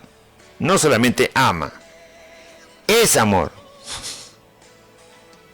Entonces es la naturaleza del acto que hicimos. Cuando tenemos un acto amoroso hacia una persona. Nosotros predicamos el Evangelio por amor a Dios, por amor a Cristo, por amor al prójimo, por amor al perdido. No esperamos recibir nada a cambio. Si el Señor nos mandó a predicar el Evangelio. Nos alegramos cuando alguien cree y persevera, pero algo a cambio. Ser premiado por eso. Sabrá el Señor qué recompensa tiene que dar, pero eso ya pertenece al reino celestial, no al reino terrenal. El amor sincero, en palabra de verdad, es decir, no miente. Un ministro del Evangelio no miente y habla la verdad de Dios. Un ministro del Evangelio, porque él está hablando de eso, no miente nada y predica solo la palabra del Señor. No le agrega, no le quita, no hace inventos con la palabra de Dios. En palabra de verdad, en poder de Dios, es decir, somos ministros de Dios, hablamos de Dios, llamamos a los hombres a reconciliarse con Dios Y el poder que va a actuar es el poder de Dios, no es nuestro. Estamos seguros que el poder de Dios va a actuar. Y va a mostrarse en la conversión de los pecadores que acepten a Cristo y en la perseverancia de aquellos que han creído. En poder de Dios con armas de justicia, es decir, nunca haciendo algo fuera de lo que Dios dice y manda y enseña, y nos puso como ejemplo a Cristo. Armas de justicia, una de las armas de justicia, bueno, es la verdad, es la palabra de Dios, es la oración, es el ayuno, es la sinceridad, es la paciencia, bueno, todas las cosas que tienen que ver con el fruto del Espíritu Santo son armas de justicia. A diestra y a siniestra, es decir, no importa con quién estemos hablando, usamos siempre esas armas. Si hablamos con gente inconversa, usamos las armas de justicia. Si hablamos con hermanos en Cristo que ya están convertidos, usamos las armas de justicia. No es que utilizamos un tipo de herramientas para hablar con un incrédulo y otro tipo de herramientas para hablar con los creyentes. No, son las mismas. Solo que al incrédulo todavía no le podemos hablar más que aquello que tiene que ver con el conocimiento del Salvador para que se salve. Y al creyente, nuestro hermano, le hablamos de ahí en adelante, porque ya ha creído. Con armas de justicia, a diestra y a siniestra. Por honra y por deshonra, es decir, él era ministro de Dios, Pablo, y un verdadero ministro de Dios no se preocupa si la gente le hace buena honra, si lo honra o lo deshonra. Un ministro del Evangelio, ya le dije el ejemplo al principio, ¿no? Si hay alguien que se llama Juan Pérez García y le tienen que cortar un dedito del pie por una enfermedad, él sigue siendo Juan Pérez García. Y si le sacan un riñón porque no le funciona y le dejan uno solo para vivir, esa persona sigue siendo Juan Pérez García. No cambia, sigue siendo la misma persona. Muy bien, un ministro del Evangelio es un ministro del Evangelio verdadero y no le importa si la gente lo honra o lo deshonra. No le interesa. Él sigue siendo ministro del Evangelio. Por mala fama y por buena fama, también lo mismo. Por cómo la gente hable de él, haciéndole buena fama, o por cómo la gente hable de él, haciéndole mala fama. No le importa. Él sigue siendo ministro de Dios y sigue cumpliendo con su tarea. No le importa la buena fama o la mala fama que el resto de las personas le hagan observando su vida. Como engañadores pero veraces, es decir, es más probable que los que no se conviertan, los que se convierten por supuesto saben quiénes somos, pero es muy probable que los que no se conviertan al predicar el Evangelio nos traten de personas que queremos abusar de ellos o engañarlos. Pero Pablo dice, aunque nos cataloguen de esa manera, aunque nos definan de esa manera, nosotros somos personas que no engañamos, somos veraces. Un ministro del Evangelio que engañe en una sola cosa a la gente a la cual le está hablando no es un ministro del Evangelio. Aunque en 99 no me engañe y me engaña en una cosa, no es confiable como ministro del Evangelio. No tiene que engañar en ninguna cosa. Como engañadores pero veraces. Como desconocidos pero bien conocidos. Muy bien. Los ministros de Dios no necesitan ser conocidos a nivel de las multitudes. No necesitan la fama de que la persona rápidamente lo ubique y lo reconozca, como a los famosos. Como desconocidos, dice, pero bien conocidos. Bien conocidos en el sentido de que las huestes de maldad y Satanás al frente de ellas conocen bien a quienes son los ministros de Dios. Los conocen bien. Si somos verdaderos hijos de Dios y entre nosotros hay verdaderos ministros de Dios, le puedo asegurar que Satanás y las huestes de maldad nos conocen bien. Muy bien. La gente puede no conocernos y no importa. Pero las huestes de maldad nos conocen bien. Y Dios, nuestro Señor, y Cristo que nos salvó, y el Espíritu Santo que está en nosotros también nos conocen muy bien. Que no nos conozcan muy bien la gente incrédula, bueno, eso no es ningún problema. Justamente nosotros vamos a ellos para que ellos conozcan a Cristo, no para que nos conozcan a nosotros. Como desconocidos pero bien conocidos, como moribundos, quien está por perder la vida, ¿no? El moribundo. Más es aquí que vivimos, es decir, puede ser que se nos vea, dice Pablo a los ministros de Dios, como, pues no somos personas que nos llevamos el mundo por delante, que abrimos camino por todos lados y que tenemos grandes progresos en la vida, débiles, sin demasiados recursos, sin hacer temblar el mundo, digamos, porque el moribundo, ¿qué va a hacer el moribundo? Se está yendo del mundo. Como moribundos, más sea aquí que vivimos, es decir, no estamos haciendo lo que el Señor nos mandó y punto. Como castigados, mas no muertos, también una debilidad que los puede llevar a los ministros del Señor a estar, ahora, quizás no encarcelado, pero sí muy aislado por la gente, muy cerrándole las puertas, muy impidiéndole hacer cosas, castigados, es decir, no aceptado bajo ningún punto de vista, y muchas veces no aceptado, y en muchos lugares, y por muchas personas, y por muchas circunstancias diferentes, pero dice Pablo, no muertos. Seguimos estando con vida y seguimos haciendo lo que el Señor nos ha mandado. Como entristecidos, mas siempre gozosos. Un ministro del Evangelio puede estar pasando situaciones de tristeza por muchas causas, no porque no gane $1.000.000 por mes, no, eso no, ya lo sabemos que no.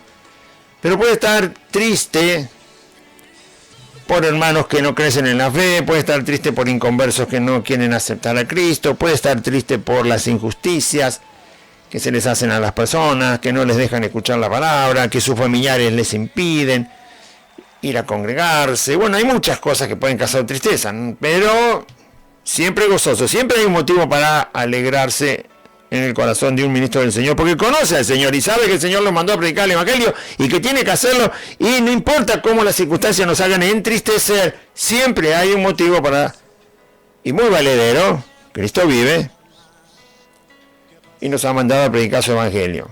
Siempre hay motivo para estar gozoso, a pesar de la tristeza. Como pobres, más enriqueciendo a muchos.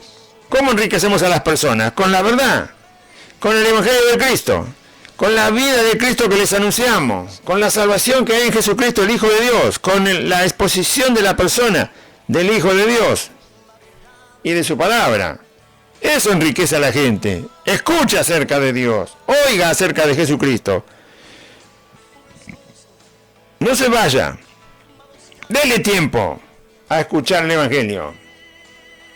Invierta tiempo, invierta recursos, invierta ganas, invierta su vida, corazón, fuerza, salud, vitalidad.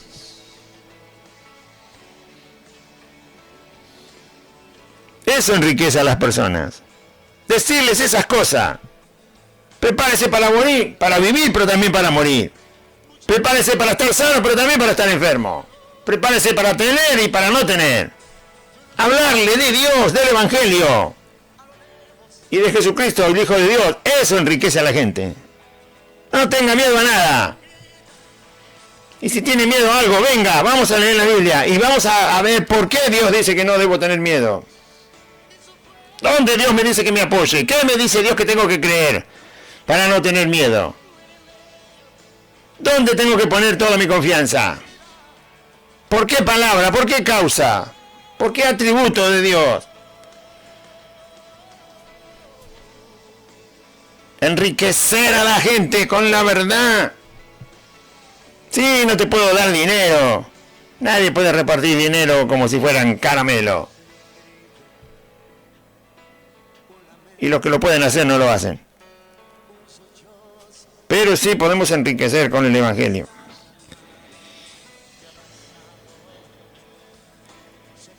Como pobres, más enriqueciendo a muchos. Como no teniendo nada, más poseyéndolo todo.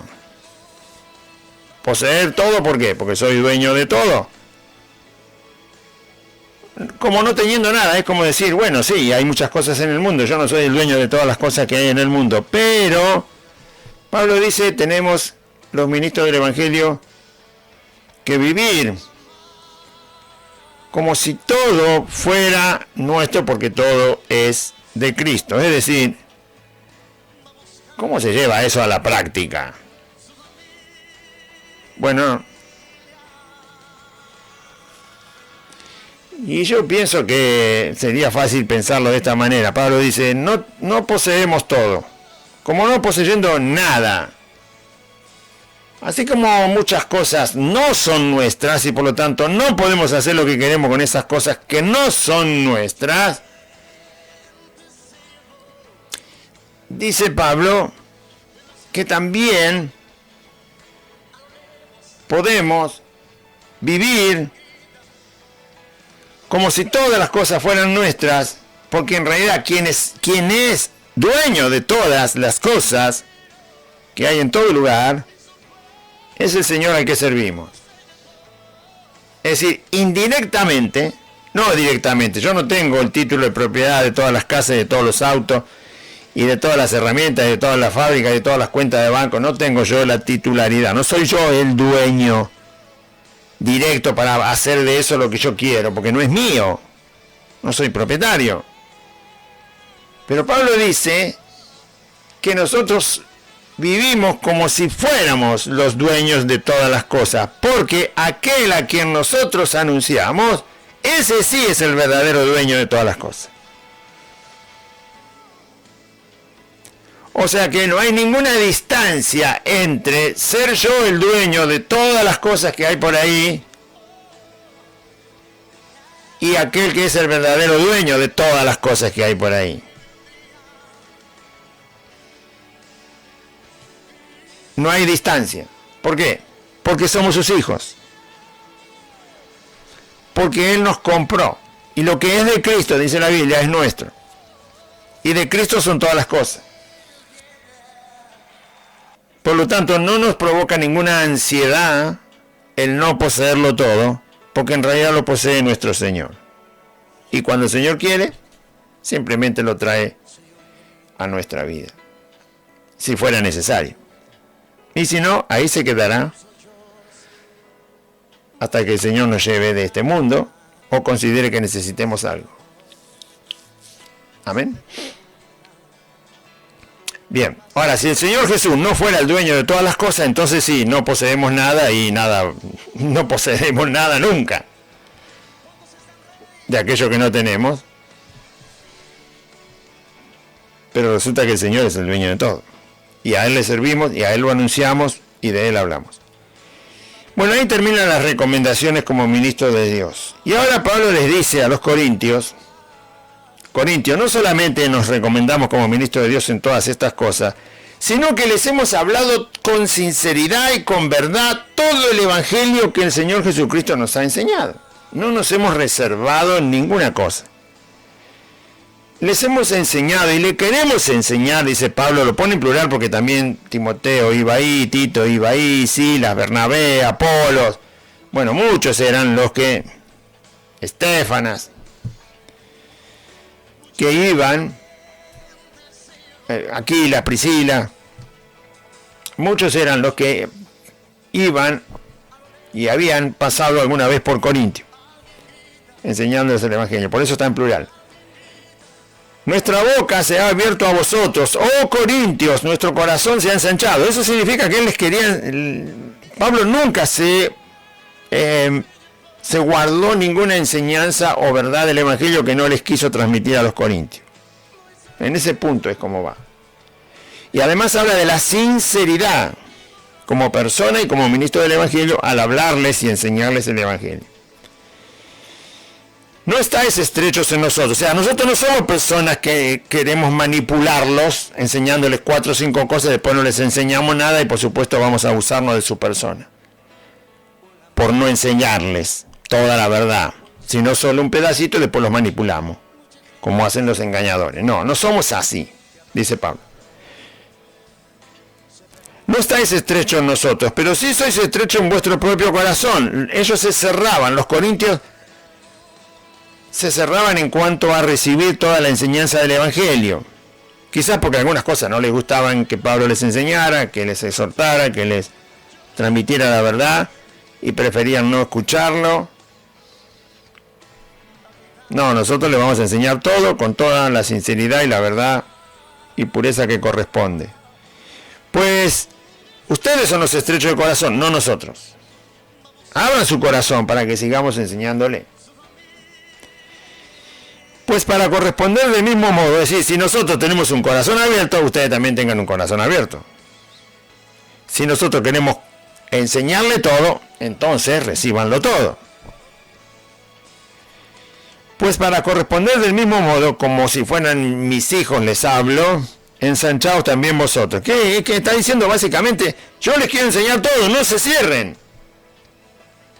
Reciban todo lo que les enseño, porque yo les quiero dar todo el Evangelio que el Señor Jesús me enseñó. Y he aprendido a vivir con la ayuda del Espíritu Santo y el poder de Dios. Y ahora les enseño una parte que quizás no les guste mucho a los corintios. Por eso ahí es donde se habían cerrado. ¿Dónde? En vivir con los incrédulos, aprendiendo de los incrédulos la forma de vida que los incrédulos tenían. Y esa parte, ahí se habían cerrado. Es como decirle a Pablo, Pablo, ya me predicaste la salvación en Cristo, ya creí, ya me bauticé, ahora déjame que yo viva como quiero. Eso es cerrarse. Es decirle al apóstol Pablo, Pablo, está bien la salvación y todo lo demás, ahora yo después de mi vida hago lo que quiero. No me diga lo que puedo hacer, lo que no puedo hacer, con quién puedo unirme, con quién no puedo unirme. Nada, deja, eso me lo arreglo yo.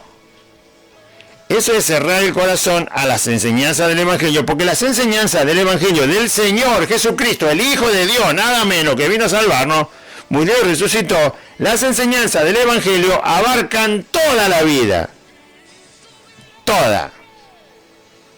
No solo un área de nuestra vida, toda la vida. Y ahí era donde los corintios se habían cerrado su corazón. Quizás le decían a Pablo, Pablo, nosotros somos, algunos serían comerciantes, otros tenían empleados, déjanos hacer nuestro negocio, deja que yo manejo a mis empleados, deja que yo quiero ganar plata, Pablo, ya estoy arrepentido, ya me salvé, ya me lavó la sangre de Cristo, ahora yo hago la mía, como se dice vulgarmente. ¿No?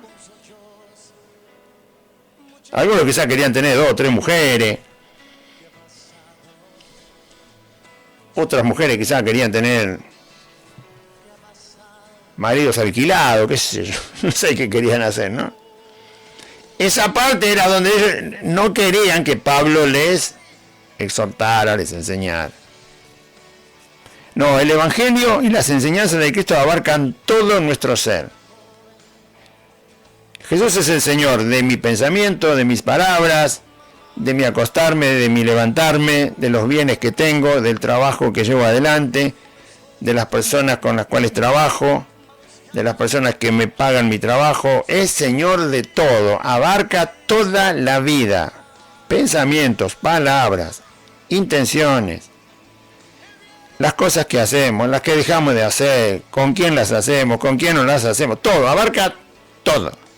Ahí era donde los corintios se habían endurecido y no querían que Pablo les introdujera las enseñanzas del Evangelio, que ingresaban a áreas de la vida que los corintios querían manejarlas ellos solos.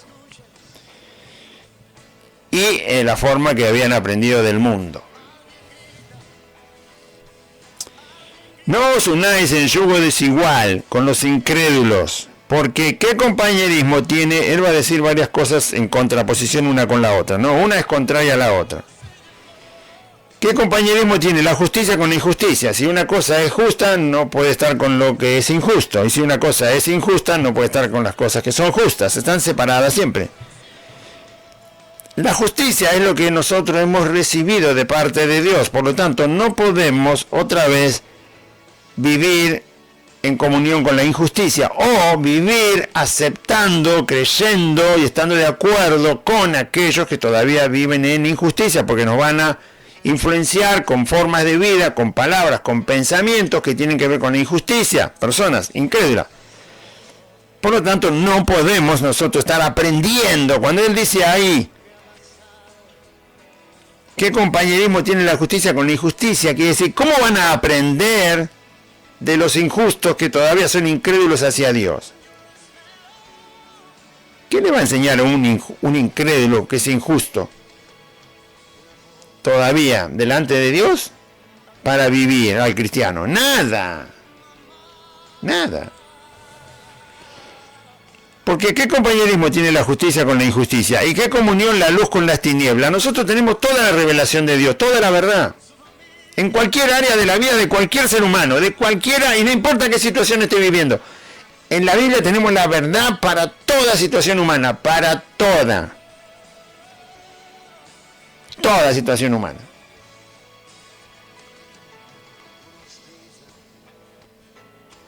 Toda. Esta gente que le han quitado a su hijo, ¿no? Están conocidos por las noticias Loan en Corrientes. La única cosa cierta es que ese chico no está con su familia. Es lo único que es verdad. Es un niño de 5 años, tiene padre, tiene madre, naturales, que lo trajeron al mundo. Y si sus padres estaban por divorciarse, con alguno de los dos debería estar, o con su madre o con su padre, eso es lo que corresponde, y no está. Eso es lo único verdadero. Después lo demás, hay una farsa por todos lados.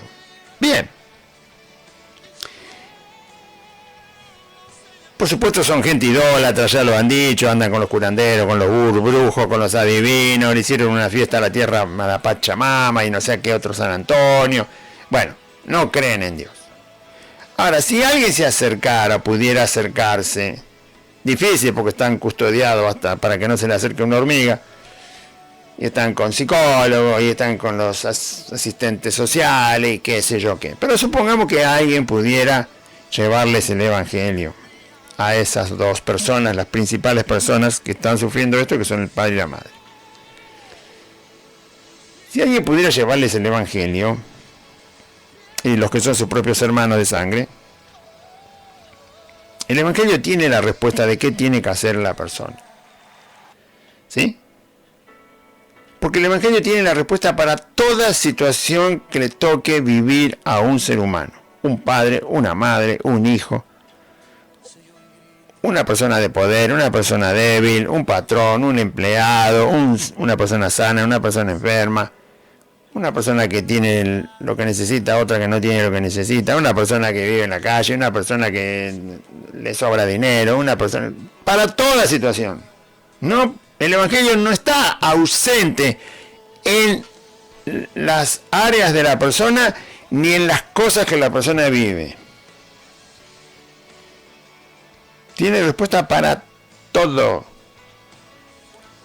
Porque estamos en la luz, no en las tinieblas. En las tinieblas no hay respuesta para todo. No se sabe todo lo que hay que hacer.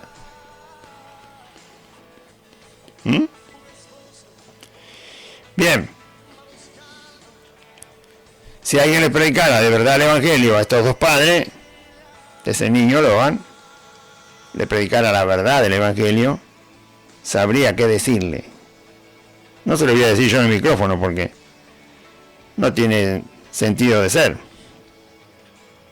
Pero el Evangelio tiene la información, la respuesta de qué debe hacer un padre y una madre a la cual le ha pasado eso. Y por supuesto todo el poder de Dios está a su disposición. Del que cree. ¿Qué comunión tiene la luz con las tinieblas? Nosotros tenemos toda la verdad de la Biblia para hablarle a cualquier persona. Las tinieblas, la forma en que el mundo vive, no tiene. ¿Qué concordia? Concordia significa acuerdo. ¿En qué están de acuerdo? ¿En qué están en común? ¿En qué se pusieron de acuerdo? ¿Quién? Cristo con el diablo. Cristo con Belial. En nada. Jesús dijo que él no tenía nada con el diablo. O sea, no hay ni un solo punto en el cual Cristo pueda estar de acuerdo con Satanás. En nada, cero.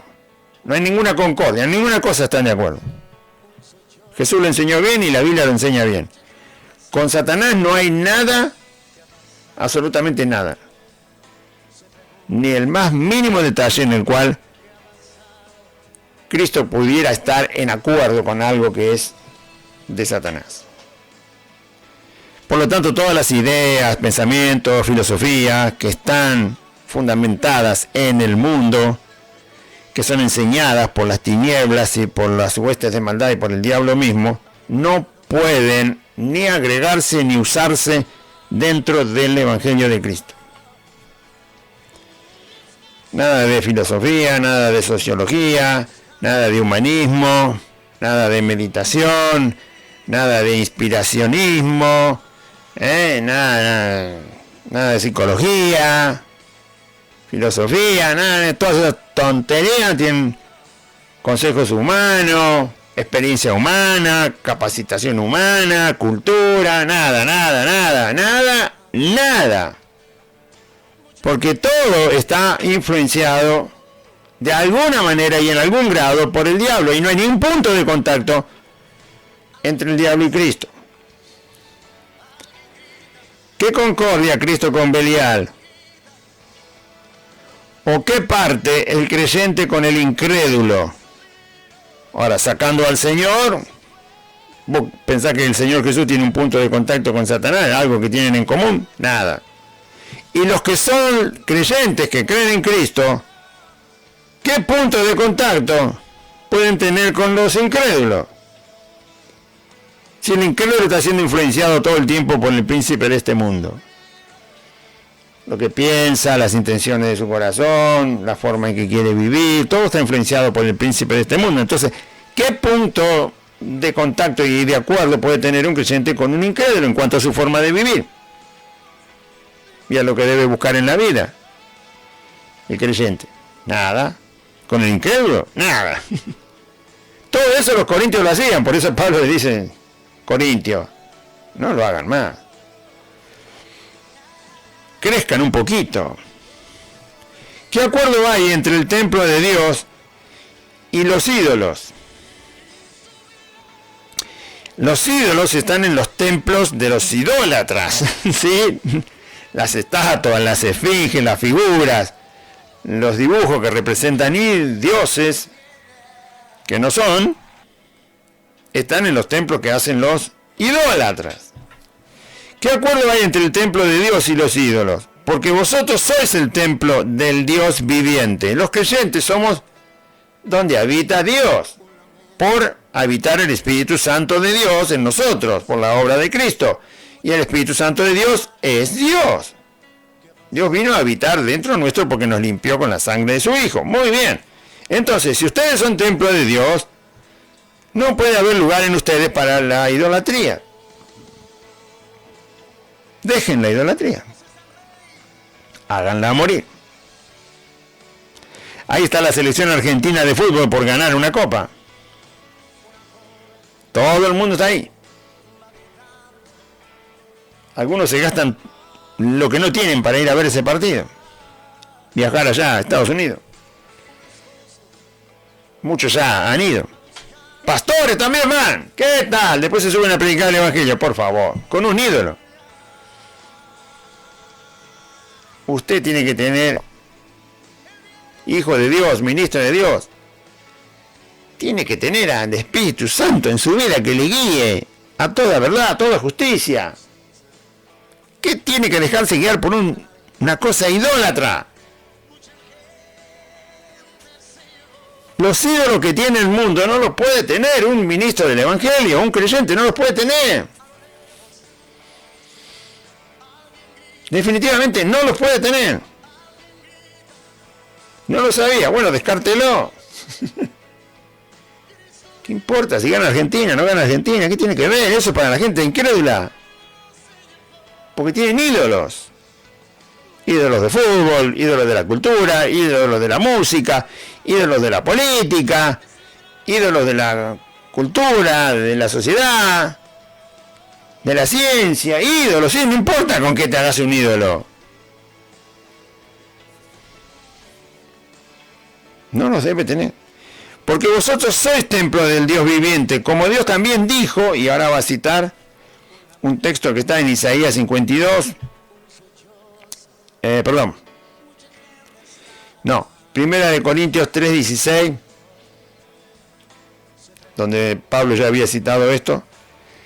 En Levítico 26:12, en Ezequiel 37:27, son versículos donde Dios asevera que Él es Dios y tiene un pueblo y que habitará con su pueblo. Entonces ya estaba dicho que Dios habitaría con sus propios hijos. Y eso ocurrió después que Cristo resucitó y ascendió a los cielos, cuando vino el Espíritu Santo. Entonces, ustedes son, lo que les está dejando claro, y hasta el final de este capítulo es, ustedes son el templo de Dios, ustedes tienen al Espíritu Santo de Dios, ustedes no pueden tener ídolos. Descártenlo. Definitivamente. Y esta es la parte donde cita Levítico 26 y Ezequiel 37. Habitaré y andaré entre ellos, dice Dios, y seré su Dios. Y ellos serán mi pueblo. La mejor manera de que Dios ande entre nosotros es porque está en nosotros. ¿Sí? Está entre nosotros los creyentes Dios. ¿Por qué? Porque está en nosotros. O sea, siempre estará Dios entre nosotros los creyentes. Por eso Jesús dijo, donde hay 2 o 3 en mi nombre, porque Dios está en esos corazones, entonces Cristo está en ese lugar y en esa reunión. Habitaré entre ellos y andaré entre ellos, y entonces seré su Dios.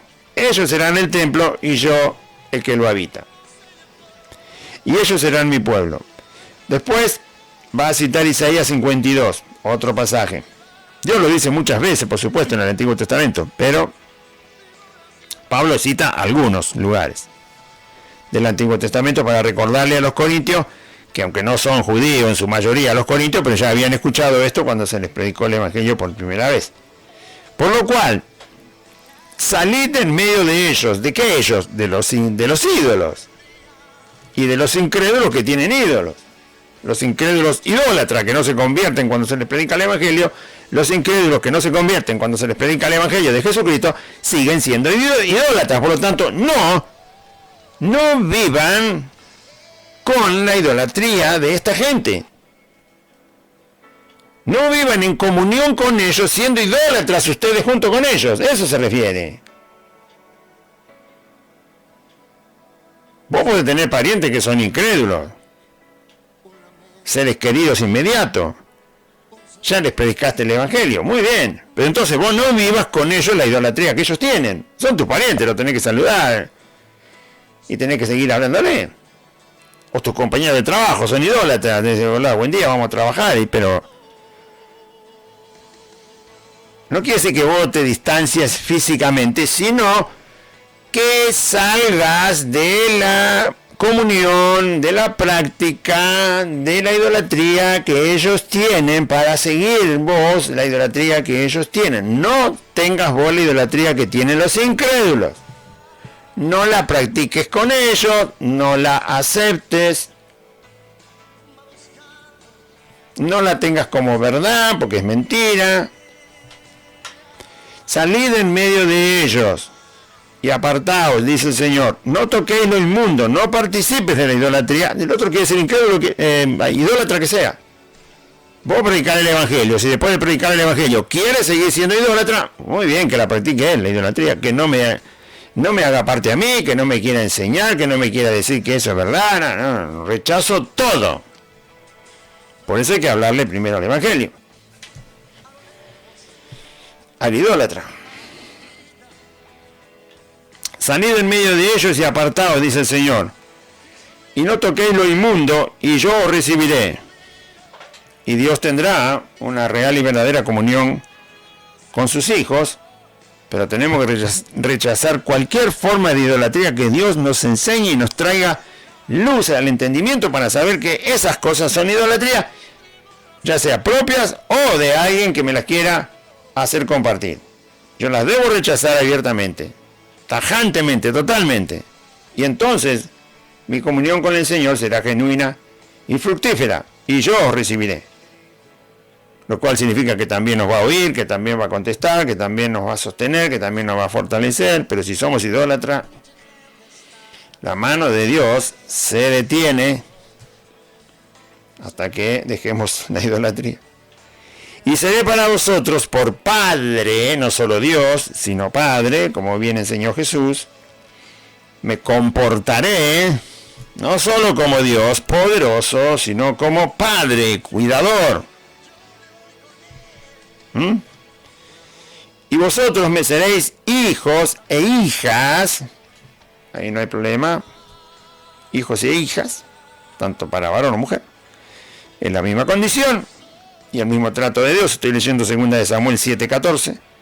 Y seré para vosotros por Padre, y vosotros me seréis hijos. Pablo le está diciendo a los corintios, aléjense de la idolatría y de todo lo que los incrédulos idólatras le quieren transmitir a ustedes. Deséchenlo, descártenlo, díganle abiertamente que no, porque hay un solo Dios y un solo Salvador, Jesucristo. Y entonces Dios será vuestro Padre, vosotros seréis sus hijos. Dice el Señor Todopoderoso, que no tiene límite de poder. Ahí termina 2 de Corintios capítulo 6. Amén. Muy bien. Vamos a orar antes de terminar el programa. Gloria a Dios. Acompáñenme en esta oración. Diga la misma oración que hacemos siempre, para que usted se acerque a Dios, confíe en Dios, crea su palabra, se anime a seguir adelante en el camino del Señor y no se quede. Amén. Diga así conmigo: Padre Celestial, en este día oí tu palabra y yo confieso que Jesucristo es el Señor. Y creo en mi corazón que Dios levantó a Jesús de entre los muertos. Señor Jesús, te pido perdón por todos mis pecados. Reconozco que soy pecador y tú eres el único Salvador. Te ruego que me des tu Espíritu Santo y anotes mi nombre en el libro de la vida. Y renuncio a Satanás, a los demonios, al pecado, al mundo, a la enfermedad y a la muerte. Y te doy gracias, bendito Dios y Padre, por Jesucristo tu Hijo, mi Salvador. Amén y amén. Le invitamos, querido oyente, querido hermano, que usted pueda participar y venir a congregarse aquí los días jueves, como le anuncié al principio, y los días domingos a las 4 de la tarde, en la calle Santa Fe 2540, Merlo Norte, a 8 cuadras de la barrera de la estación de Merlo, por la misma calle de la barrera. Ubique la estación de Merlo, en la estación ubique la barrera, en la barrera ubique la calle Solané, ahí está el poste con el nombre de las calles. Continúe por Solanet 8 cuadras hasta llegar a Santa Fe. Cuando llega a Santa Fe, doble a su mano izquierda. La cuarta casa desde la esquina es Santa Fe 2540. El número está en el buzón del correo. Y hay un pino muy alto al lado del Pilar de la Luz. Y un portabicicleta que dice Buenas Nuevas. Y también dice Santa Fe 2540. Aquí le esperamos los días jueves y los días domingos a las 4 de la tarde.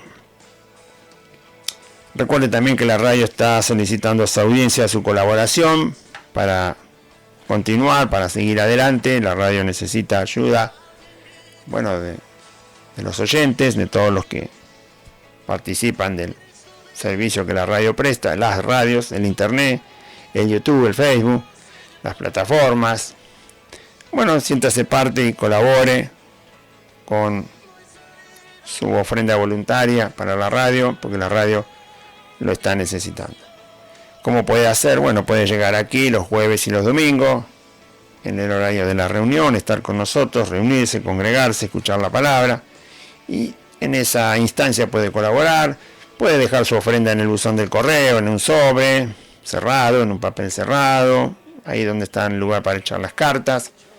También puede llamarnos por teléfono y decirnos de qué manera quisiera usted colaborar. Y también puede depositar en el Banco Galicia, como estamos diciendo todos los programas, en esta caja de ahorro, que le voy a dar el número. Es una caja de ahorro en pesos en el Banco Galicia. En cualquier sucursal del Banco Galicia, usted puede acercarse y hacer el depósito de su ofrenda para la radio.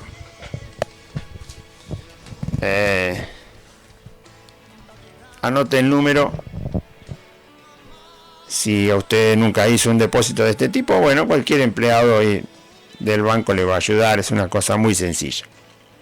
Anote el número, eso sí, porque es lo que le van a pedir para hacer el depósito de su colaboración para la radio. El número de la caja de ahorro es 40 58 92 25 05 92. Repito, caja de ahorro en pesos en el Banco Galicia. En cualquier sucursal del Galicia usted puede depositar su ofrenda para la radio. En esta caja de ahorro que le estoy diciendo. 40 58 92 25 05 92. Muy bien, gracias a todos los que puedan hacer el esfuerzo y tender esta ayuda a las emisoras. Voy a nombrar a toda esta lista de falsos predicadores antes de finalizar. Sepa que la predicación de esta gente, la enseñanza de todos estos hombres y mujeres que voy a leer, es falsa, y Pablo dice que siempre tiene que ser palabra de verdad y nunca engaño cuando se predica el evangelio. Eso es un verdadero ministro del Señor, dicen las Escrituras, y es verdad. Sin engaño de ningún tipo, en ningún área, nunca, y siempre con la palabra de verdad de la Biblia.